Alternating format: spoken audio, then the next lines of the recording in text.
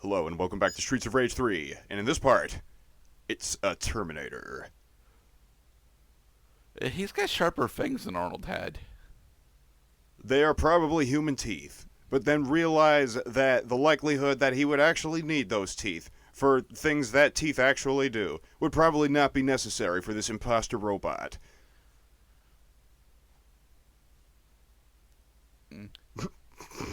He's the inventor of the tech blaze. Come on. Precisely. Skate, mind your manners, gosh dang it. Look over here! This concealed door has been used recently.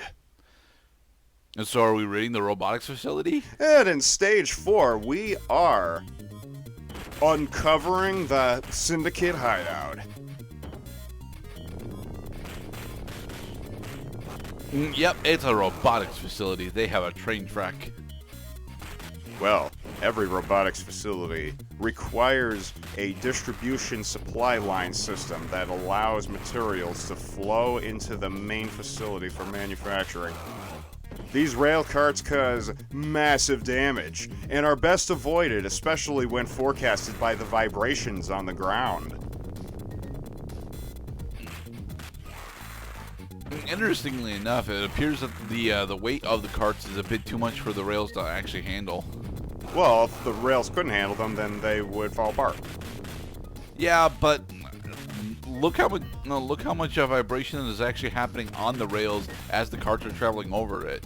I'm pretty sure that these carts are exceeding the weight limit. Probably. I don't think these guys know how to count. No, oh come on! I know it's the late '80s, but our education system is still most of these guys appear to have dropped out during high school, so they should at least have simple addition down. With a rebel yell, 1 + 1 is 2.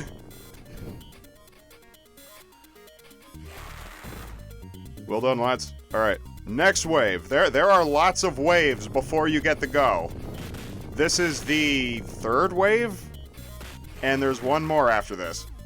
Jesus, why are they front loading this mission with so many encounters? Because they want to test your mettle.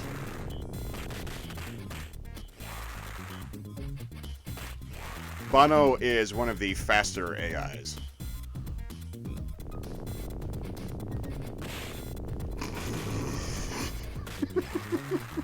See, the AI, at least on this difficulty, isn't smart enough to know that the screen is shaking. So. No, it is not. As a matter of fact, the AI has no reservations whatsoever about walking into the minecart. It would behoove you to trick the AI into walking into the minecart.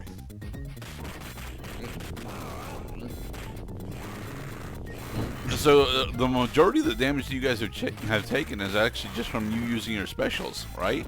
Yes, and we are modulating our progress across the screen, both to contain the hazards and to limit the possibility that these jackasses will eat our apples. Yes, among the many things I've had to introduce in Streets of Rage 3, you must be aware that enemies can eat your healing items.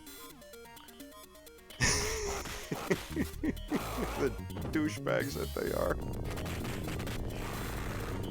So how many lives have you lost in the past because enemies have ate your healing items? Well, I mean, we've fucking, outright resetted games because enemies took our healing items, put it that way.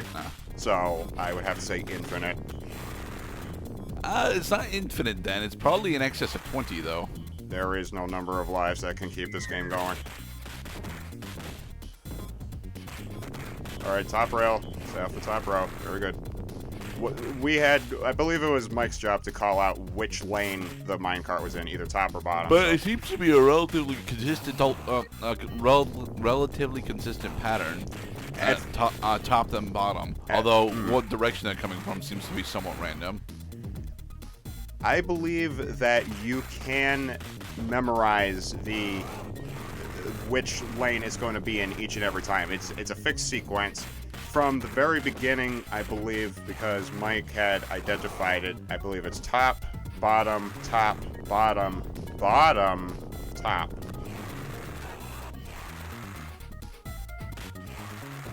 Knives. Throw the knives. Get rid of them. They make people extremely scary. Ice. Don't use your special Ow. on Axel. Zan, watch where you're throwing your stuff. You hit me with your energy blast. Okay, now we have green-vested. Carlos. They're just taking Adderall. These men are dangerous. No, and Axel actually had avoided the minecart damage by using his side special to get the iframes.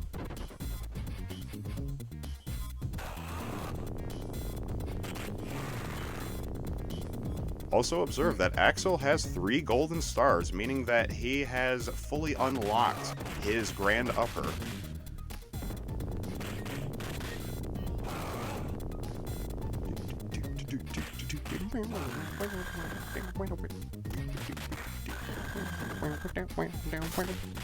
So this is Emma, which is another Electra clone, right?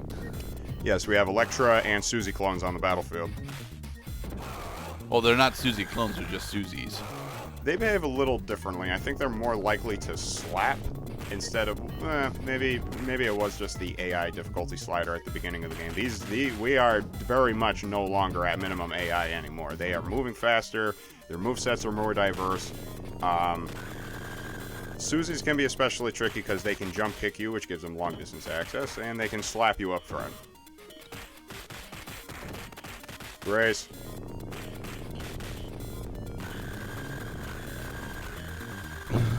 That's a lot of female screaming. Well, that's what you get when you join the syndicate.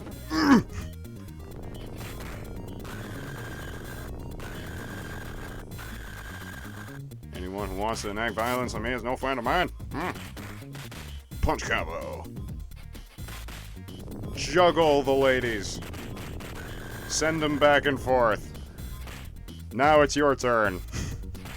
Hey, Electra and Lorena. All right, this is the penultimate wave. There is actually one more wave after this.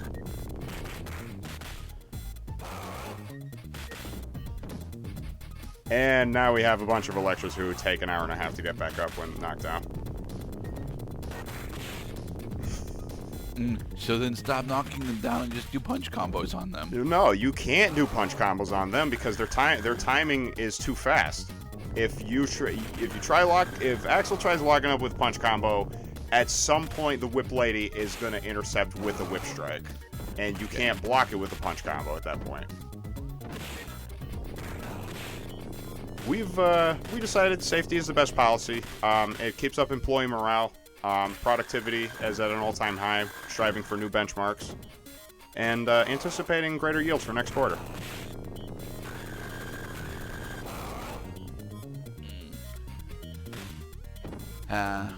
Have you ever listened to the Weird Al track motivational speech?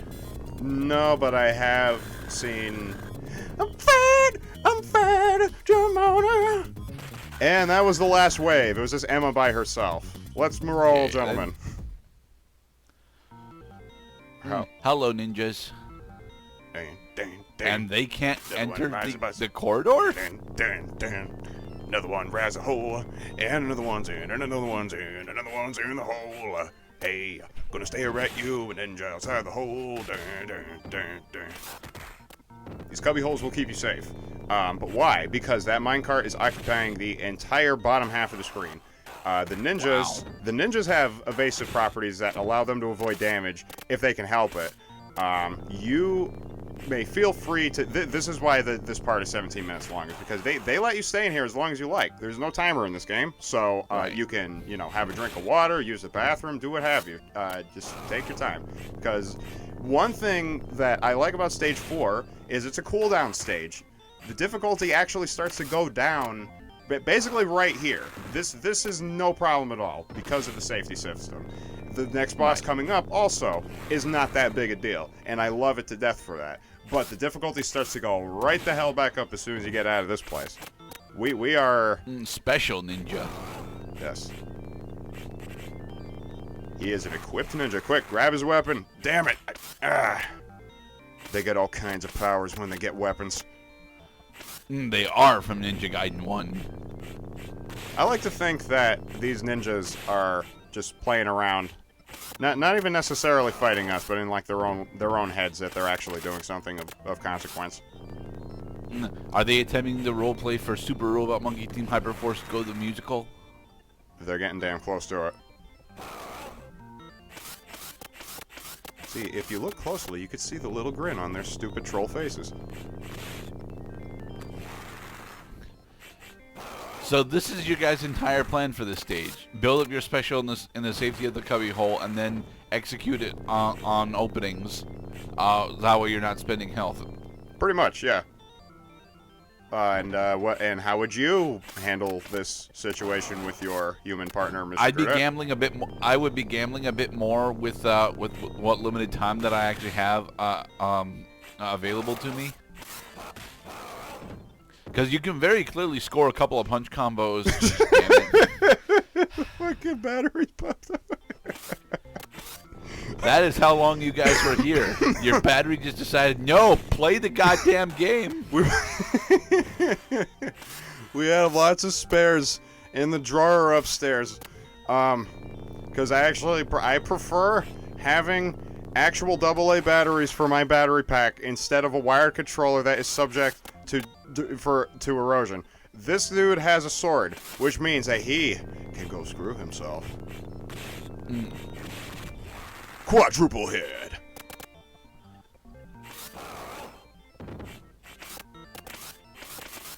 Okay, so if I've always preferred wired controllers over wireless.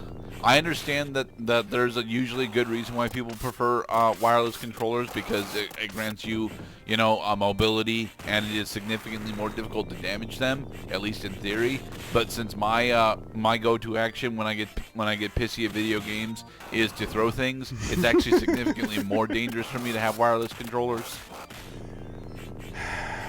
yeah, okay, so you're trading the damage that you would inflict on your Xbox by having it violently ripped out of the socket by the kinetic energy of throwing it in a massive rage quit moment, as I also am wont to do when I get pissy at video games. I still hold that once the wired transmission system is compromised, then there is no way to mitigate it. It's just dead. While that is true, both the console and the controller are significantly more resilient than you give them credit for. So you're either paying $100 for a used Xbox 360, or you're paying $200 for the guitar that you just threw a controller right into the sound hole.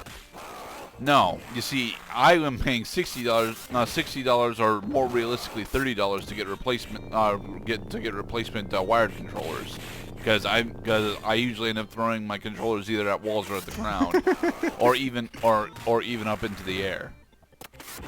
Yeah.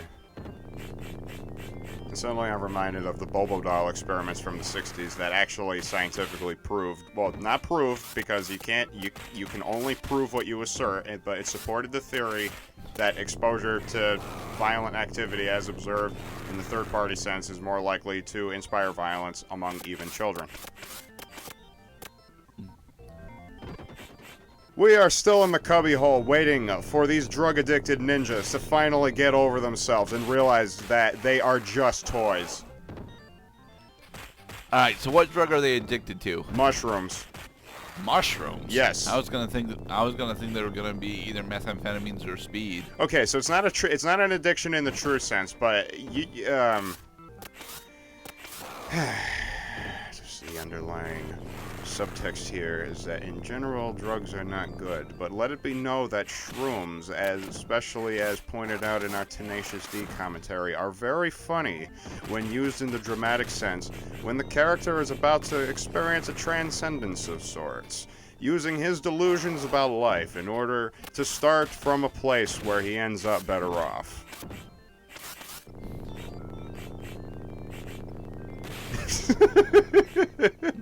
Cloud, we're still in this fucking cubbyhole. And they keep hitting themselves with the minecart. That means that it's working. Net change. I know that means that it's working, but it is so goddamn slow. And the part would be over by now if you guys would actually do a little bit more gambling. so, would you chalk this up to criteria to resetting the game either before this or after this? Especially in the event you realize you don't think you can finish the game with the lives you have left. Well, the strategy that you're doing here, turtling, should mean that Turtling. the turtling that you're doing here should effectively mean that you have almost no risk in this particular stage. No risk. The only risk you take is when you have to step out and damage enemies. I wouldn't do a reset on this stage specifically, but I would be most certainly doing a bit more gambling. Sure, sometimes you get punished like that, but that was mostly because Axel was not in the correct position in order to go in there. He waited into 4 of them that were ready to counterattack. Right. The gang situation makes it that much more complicated. That's why we wait for our specials to recharge. That's why we use the attacks that give us the largest number of iframes. Especially because there is a minecart that cannot... If you're in the path of the minecart, the only answer you have is use your special. You can also jump over the minecart, but beware of the minecart. It will ruin runs. I tell you, it's the level gimmick, Mr. Gerda. The level gimmick has made us do this because we hate the minecart. We really do. Look, I'm almost out of health, so I'm saying, I think Michael can take it from here. He's got plenty of health left. I thought you were playing as Zan. No, Mike's playing as Zan. Oh. I play as Axel because I understand Axel. I just love punching people. But Zan's special takes like twice as long in comparison to Axel's. Oh my sweet Jesus, get out of there. Okay, we've arrived at the crossroads, Mr. Gerdet. Oh good, he's dead. Okay. And in the next part, we're gonna get turkeys.